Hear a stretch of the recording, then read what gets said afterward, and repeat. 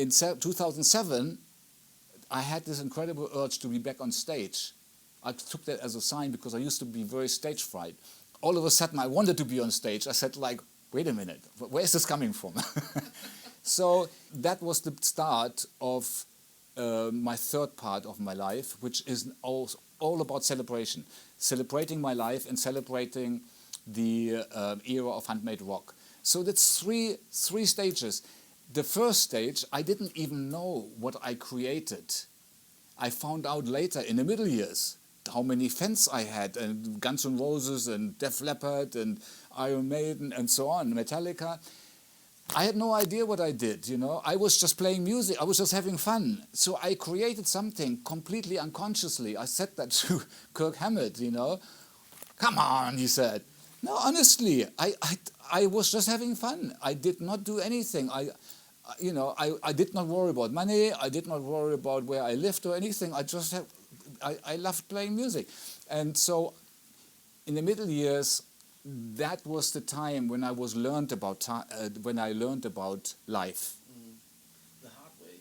That was the part for me. Okay, Michael, now you take a break. Now the middle years you're going to learn about, so that you will understand what happened to you in the first part of your life. And that's what I understand today. And you know, in 2007, all of a sudden I had this urge to be on stage like never before. I went like, this is crazy. This is not me. This is crazy. But then I realized, you know, now I realize the middle years, you know, made me ready for it. And today I can consciously enjoy what I unconsciously created in the first part of my life. And that's why everything is just right, you know. That's when people ask me, would you have done anything different, you know, if you could do it all over again? I said, no, exactly what I did, I had to do. I'm happy today, and I knew if I wouldn't be here today if I don't know where I would have been, but I like where I am today. So I've always been a musician. I've always, since I was 3 or whatever, I was singing. I love to play drums. My favorite musician is John Bonham. Yeah. He's a drummer. You know, I love drums, and anything that made sound, I loved to play around with. When I was 5, 6 years with a piano, and 8 or 7 with a violin from my dad, and then there was a guitar stand in the room, and I played, and I discovered what I can do with a single string bending and stuff like that.